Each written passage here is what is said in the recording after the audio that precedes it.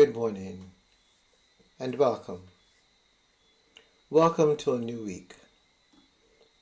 A week in which we want to explore the inner life. We want to know Christ. And I'm inviting each one of us to have that as our recurrent theme for this week. I want to know Christ. This is our focus. And to be able to know Christ requires that we take that journey deep within ourselves and we discern the Christ itself that is within us. We explore that self. We build a relationship with that Christ itself, and we allow that relationship to then guide us into the rest of our lives. Join me and let us together explore this wonderful gift that is within us. A gift so well hidden that at times we are not even aware that it is there. The gift of the Christ presence in our lives. And so now, let us take a moment and let us gather ourselves and let us prepare ourselves for a time of meditation, a time of going deeper, of exploring that inner being and coming to an awareness of who I am. So we turn our attention inward and we breathe. We breathe into our hearts. We breathe with a sense of gratitude and love. Our desire is to know the Christ. Our desire is to make the Christ known to the world. We want to know Christ. So we, day by day, come into that space deep within, and we breathe with an awareness of the Christ presence.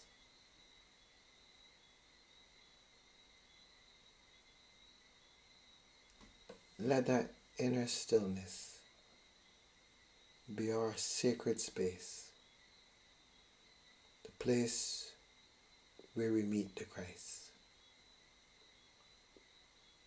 See how it feels. Remember what it is like. And allow it to resonate with us. When Jesus came to the other side, to the country of the Gadarenes, two demoniacs coming out of the tombs met him. They were so fierce that no one could pass that way. Suddenly they shouted, "What have you to do with us, Son of God? Have you come here to torment us before the time?" Now a large herd of swine was feeding at some distance from them. The demons begged him, "If you cast us out, send us into the herd of swine." And he said to them, "Go." So they came out and entered the swine, and suddenly the whole herd rushed down the steep bank into the sea and perished in the water. The swineherds ran off, and on going into the town, they told the whole story about what had happened to the demoniacs. and the whole town came out to meet Jesus. And when they saw him, they begged him to leave their neighborhood.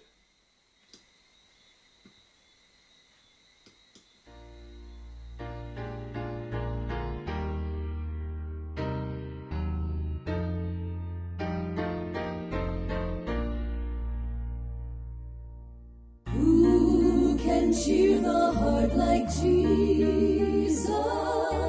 By his presence all divine, true and tender, pure and precious. Oh, how blessed to call him mine. Oh, that thrills my soul is Jesus. He is more than life to me, and the fairest of 10,000. In my blessed Lord I see love of Christ. The theme that I'm using this week is I want to know Christ. I want to know Christ.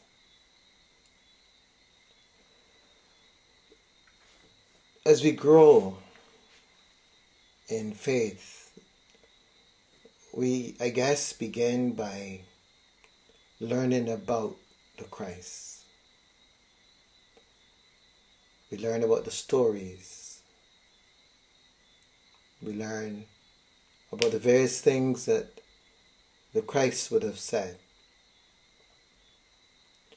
But there must come a time when, having been drawn to the stories and knowing the stories,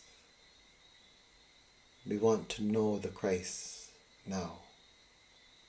Not about, but to know. To experience for oneself that Christ itself. This is something that we may say, but is it something that we really want?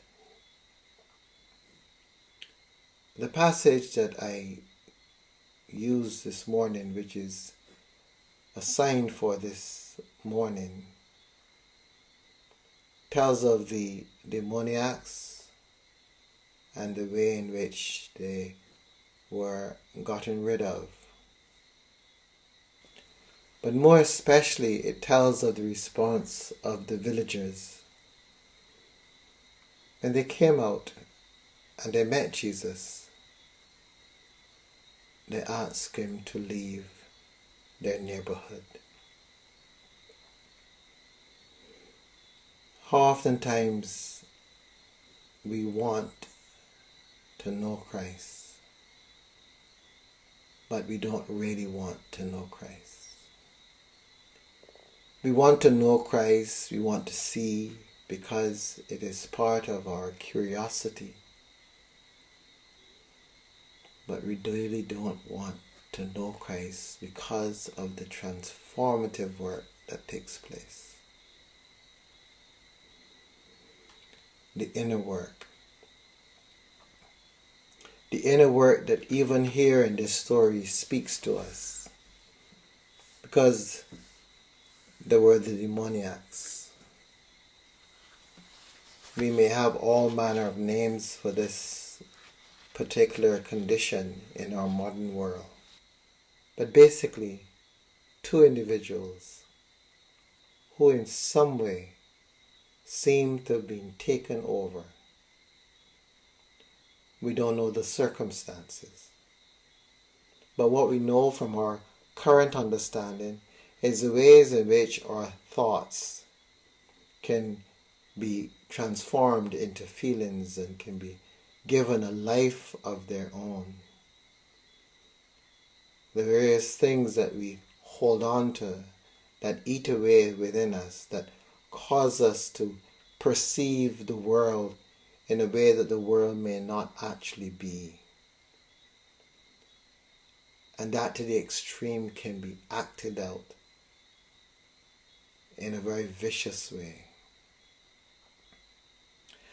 But that in itself says to me that even here now, there is even more cause for us to want to know Christ. Because to want to know Christ is to delve deep into my being and learn to spend time there. To know what's really going on there. To know what's being built there. To know what's being constructed and whether that which is being constructed is in my best interest or not. To know what the various experiences that I've gone through, what kind of mark they have left, or what kind of environment are they creating within me. An environment that, like the demoniacs, at some point in time will manifest on the outside. So I want to know the Christ. I want to know that Christ itself that I am, deep within. I want to create a clear path in order that I may know that self. I want to be able to clear out any and all aspects of my journey thus far that would in any way make a hostile environment within. I want the Christ itself to manifest in this world. So I need to pay attention. My first step is to get to know me.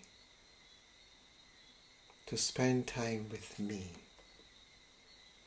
We're always trying to spend time with other people. Always trying to get to know other people.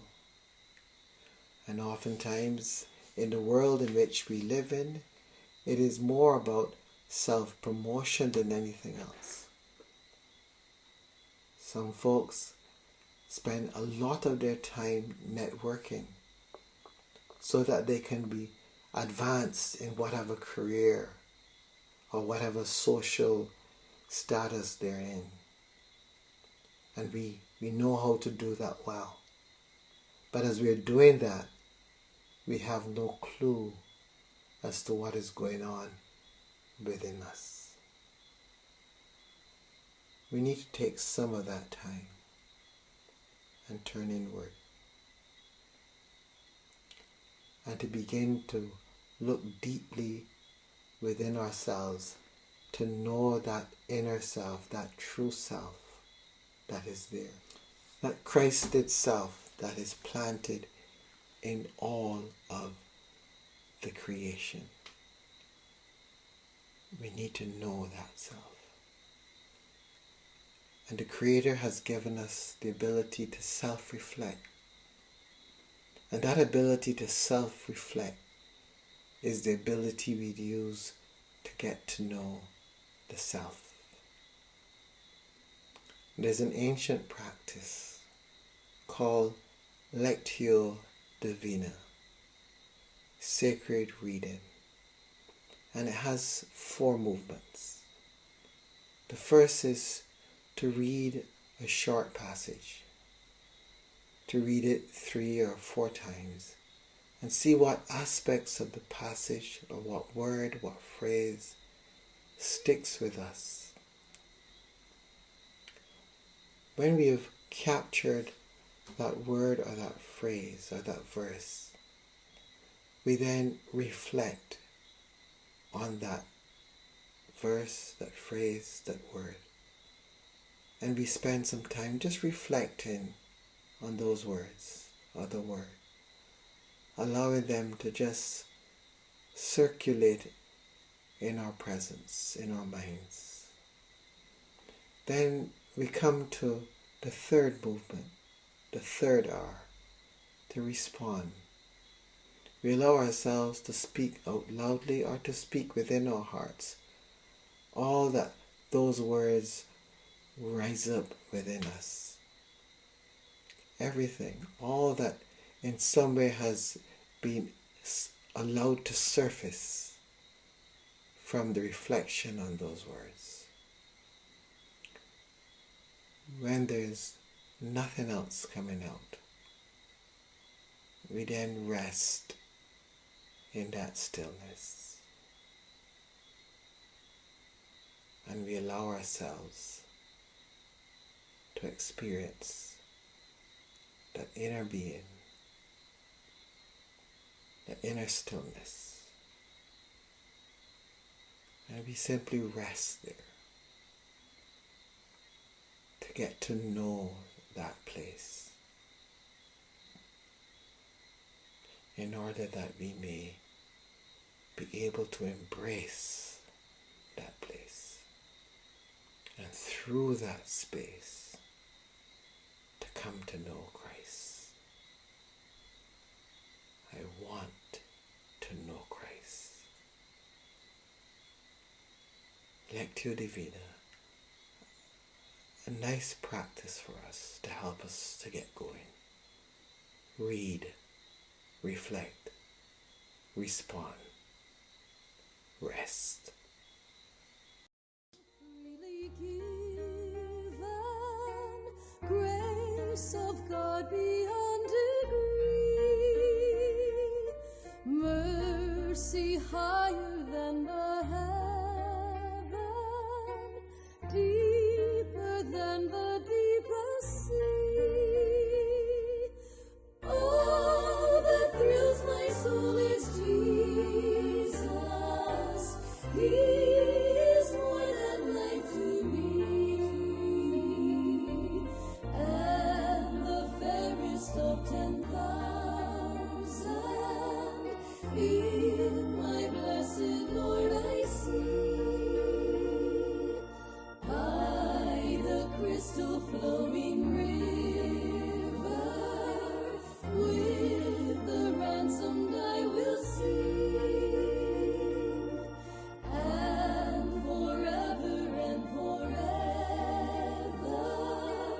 praise and glorify the King. All that thrills my soul is Jesus. He is more than life to me, and the fairest of 10,000 in my blessed Lord I see. All that thrills my soul